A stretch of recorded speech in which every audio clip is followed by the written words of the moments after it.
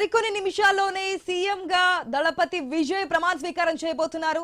Nehru indoor stadium దగ్గర ఇప్పటికే అన్ని ఏర్పాట్లు కూడా పూర్తయిపోయాయి. ఒక్కొక్కరు అతిథులు కూడా అక్కడికి చేరుకుంటున్నారు.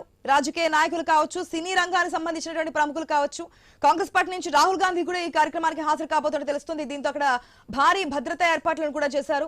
అటుపక్క ఇంటి దగ్గర నుంచి విజయ్ కాన్వాయ్ ద్వారా సభా ప్రాంగణానికి చేరుకున్నటువంటి విజువల్స్ కూడా మనం స్క్రీన్ లో చూస్తున్నాం.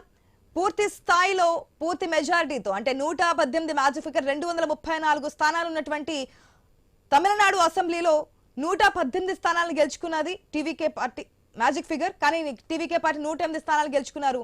కానీ విజయ్ ఇప్పుడు సీఎం గా ప్రమాణ స్వీకారం చేయబోతున్నటువంటి టీవీకే అధినేత విజయ్ 2 స్థానాల్లో పోటీ చేశారు. సో ఒక స్థానం అక్కడ తిరుచి ఈస్ట్ నుంచి ఆయన రాజీనామా చేశారు కాబట్టి ఆ ఒక్క స్థానాన్ని మైనస్ చేస్తే ఇప్పుడు 107 స్థానాలు ఉన్నాయి.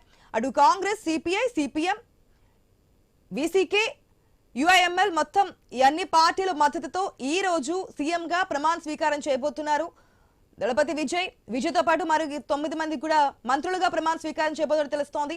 అయితే అనేక సంక్షేమ పథకాలు ప్రకటించినటువంటి విజయ్ తొలి సంతకం ఏ సంక్షేమ పథకం మీద చేస్తారు, ఏ విధంగా ముందుకు వెళ్ళబోతున్నారు అనే ఒక ఇంట్రెస్టింగ్ ఫ్యాక్టర్ ఇక్కడ నడుస్తోంది.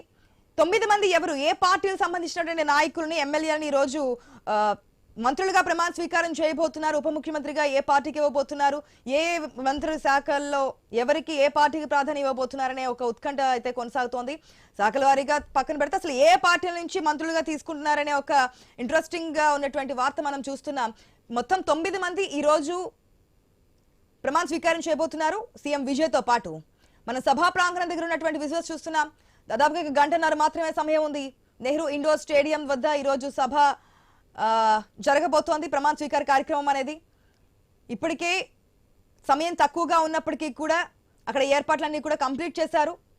అతిథులకి కానీ లేదంటే అక్కడికి వస్తున్నటువంటి అభిమానులకు కానీ జనానికి కానీ ఎటువంటి ఆటంకాలు, ఇబ్బందులు లేకుండా, సమస్యలు లేకుండా ఉండేందుకు భారీ భద్రత నడుమ ఈరోజు ప్రమాణ స్వీకార కార్యక్రమం జరగబోతోంది.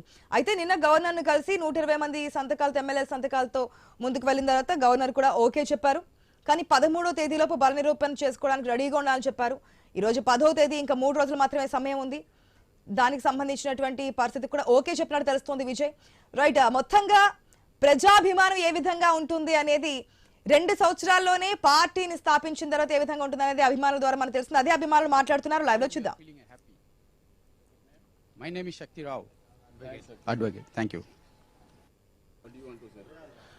1967 அப்புறம் in 1967 அப்புறம் ADMK DMK finish the politicals, அதாவது அரசியல்ல இருந்து ஒரு மிகப்பெரிய மாற்றத்தை வந்து மக்கள் எதிர்பார்த்து தளபதி விஜய் அவர்களை வெற்றி பெற வச்சிருக்காங்க. இது முழுக்க முழுக்க மக்களால் கிடைத்த வெற்றி, ஒரு மாற்றத்துக்கான வெற்றி. தமிழ்நாட்டில் நீ அடுத்து நடக்க போற எல்லா எலெக்ஷன்லையுமே தமிழக முதல்வர் தளபதி சிஎம் விஜய் அவர்கள் மட்டும்தான். அதில் மாற்றமே முடியாது. வேற எந்த கட்சினாலையும் யாருனாலும் உள்ள வரவும் முடியாது. ஒரே ஒரு லீடர், ஒன்லி ஒன் லீடர், தளபதி விஜய். చూస్తున్నాం కదా, ఫ్యాన్స్ కూడా చెప్తున్నారు, అంటే అభిమానులు కూడా చెప్తూ ఉన్నారు. ఎప్పటి నుంచో ఈ డిఎంకే, అన్నా డిఎంకే మధ్య రాజకీయ పార్టీలుగా మిగిలిపోయారు. సో అదే పార్టీని చూస్తూ ఉన్నాం. ఇప్పుడు తమిళనాడులో కొత్త పార్టీ వచ్చింది, టీవీకే పార్టీ. ఇప్పుడు ఎవరైనా ఒక నాయకుడు లేదంటే ఒక సీఎం అభ్యర్థి ఉన్నారు, ఒక సీఎం గా ఉండాల్సినటువంటి క్యాండిడేట్ ఉన్నారంటే అది కేవలం దళపతి విజయ్ గానే మేము చూసాము. అదే ఈ రోజు కనిపిస్తుందనే అభిమానాన్ని అయితే వ్యక్తం చేస్తున్నారు. సో అదే అభిమానం మనకు కనిపించింది.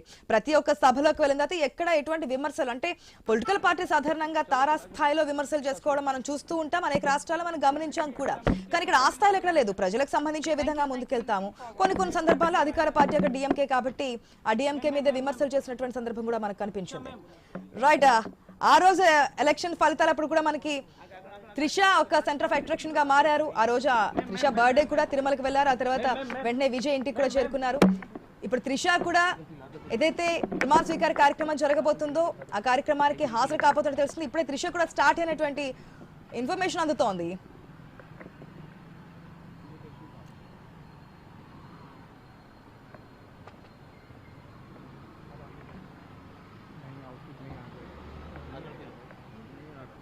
निकल से इस साइड से ले लो.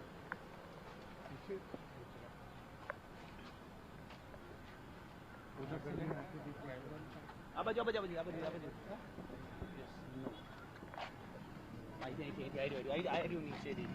यस आ रही है ये निकल रही है तरीके से कृष्ण देख लीजिए लाइव पे రెడ్ మనం చూస్తున్న ఒక పక్క విజయ్ ఇంటి దగ్గర నుంచి ప్రమాణ స్వీకార కార్యక్రమం నెహ్రూ ఇండోర్ స్టేడియం వద్దకు చేరుకున్నటువంటి విజువల్స్ మనం చూస్తున్నాం. ఎట్ ద సేమ్ టైం మనకి ఫస్ట్ విండోలో కూడా త్రిష ఈ ప్రమాణ స్వీకార కార్యక్రమానికి బయలుదేరుతున్నటువంటి విజువల్స్ మనం చూస్తున్నాం. ఫస్ట్ విండోలో ఐ న్యూస్ స్క్రీన్ లో ఎక్స్క్లూజివ్ విజువల్స్ మనకు కనిపిస్తున్నాయి. త్రిష కూడా ప్రమాణ స్వీకార కార్యక్రమానికి వెళ్ళబోతున్నట్టు తెలుస్తోంది. క్లియర్ కట్ గా మనకి ఆ విజువల్స్ కూడా మన స్క్రీన్ లో చూస్తున్నాం. ఒక పక్క ఒక విండోలో ఫస్ట్ విండోలో మనకి త్రిషకు సంబంధించినటువంటి విజువల్స్ మనం చూస్తూ ఉంటే సెకండ్ విండోలో విజయ్కి సంబంధించినటువంటి కాన్వాయ్ ప్రమాణ స్వీకార కార్యక్రమానికి స్టార్ట్ అయ్యి బయలుదేరి వెళ్తున్నటువంటి విజువల్స్ కూడా మనం చూస్తున్నాం.